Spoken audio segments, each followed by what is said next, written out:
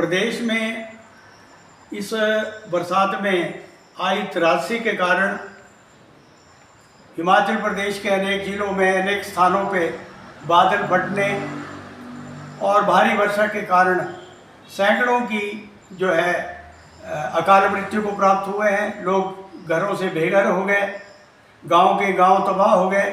बहुत त्रासदी जो है इस वर्ष यहाँ हिमाचल प्रदेश में आई है। और दूसरी ओर प्रदेश की वर्तमान सुक्खू सरकार इस त्रासदी के समय में भी अपने मंत्रिमंडल और अपने जो मित्र मंडली है उनका पालन पोषण करने में व्यस्त है।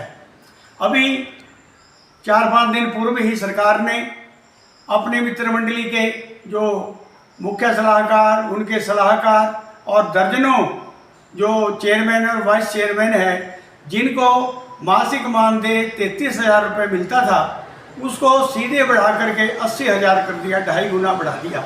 और उसके साथ जो अन्य उनको भत्ते मिलेंगे उसको मिला करके एक व्यक्ति की, एक चेयरमैन और वाइस चेयरमैन की जो मासिक मानदेय है वो 1,11,000 रुपये हो जाएगा। और उसके अतिरिक्त उनके कार्यालय का खर्चा, उनकी गाड़ियों का खर्चा, ड्राइवर का खर्चा और अन्य स्टाफ का खर्चा अलग है।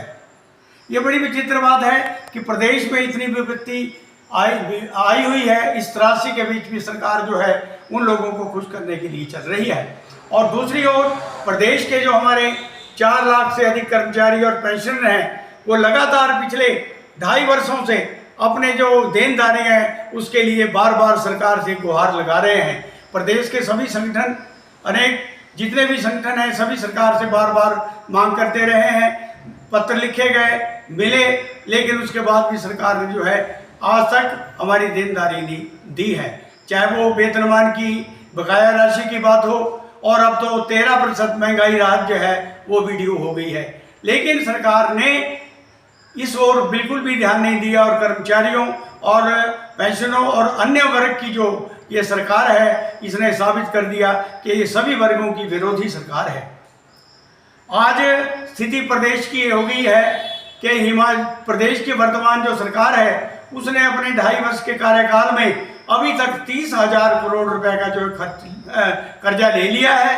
और कुल मिलाकर के पिछले सारा खर्चा मिलाकर के इस वक्त करीब 1 लाख करोड़ रुपए का जो वित्तीय बोझ है वो सरकार के ऊपर है। और हिमाचल प्रदेश की जो सरकार है, जो वित्तीय वर्ष में इनको लोन की लिमिट होती है वो अंतिम किस्त जो है सरकार सितंबर में उसकी समाप्त हो जाएगी। और उसके बाद अक्टूबर, नवंबर, दिसंबर, जनवरी, फरवरी, मार्च 6 महीने के लिए सरकार के पास एक भी पैसा लेने की जो है गुंजाइश नहीं है। ऐसी स्थिति में प्रदेश में स्वाभाविक रूप से आर्थिक संकट जो है वो पैदा हो जाएगा। तो हम तो ये मांग करते हैं और केंद्र सरकार से भी कि हिमाचल प्रदेश को अगर वित्तीय संकट से बचाना है और जो प्रदेश के कर्मचारियों पेंशनरों की जो देनदारी है उसका अगर निपटारा करना है तो ये उचित समय है कि प्रदेश में राष्ट्रपति शासन लगा दिया जाए। अगर प्रदेश में 2.5 वर्षों के लिए राष्ट्रपति शासन लग जाए तो प्रदेश की जो वित्तीय स्थिति है वो पटड़ी पे निश्चित रूप से आएगी। हिमाचल प्रदेश के जितने भी पेंशनर हैं, हमें सरकार ने विवश कर दिया है कि हम अपनी मांगों को लेकर के संघर्ष करें। और आज मुझे बताते हुए खुशी है कि इसी महीने के अंत में प्रदेश के जितने भी हमारे समानांतर संगठन हैं पेंशन एसोसिएशन के, उनका एक joint front, all Himachal pensioners joint front जो है वो बनने जा रहा है। इसी महीने हम उसकी घोषणा करेंगे और एक संघर्ष समिति का जो है गठन करेंगे।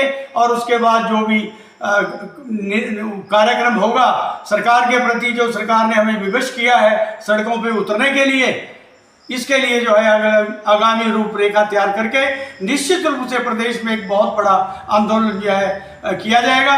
और उसकी सारी जिम्मेदारी जो है प्रदेश सरकार की रहेगी।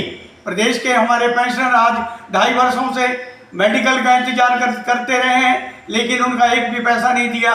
4-5 हज़ार के करीब जो पेंशन तो सिधार गए, लेकिन अपने लिए इन्होंने मेडिकल सुविधा हो या अन्य भत्ते हों, दिनों दिन रातों रात उसी वक्त इनकी पेमेंट हो जाती है, जो कि बहुत ही दुर्भाग्यपूर्ण है। आने वाले प्रदेश के अंदर जो आंदोलन होगा उसकी सारी जिम्मेदारी प्रदेश सरकार की होगी। प्रदेश के जितने भी समानांतर संगठन हैं वो एकजुट हो चुके हैं। और निश्चित रूप से हम जो है प्रदेश में एक बहुत बड़ा आंदोलन करेंगे।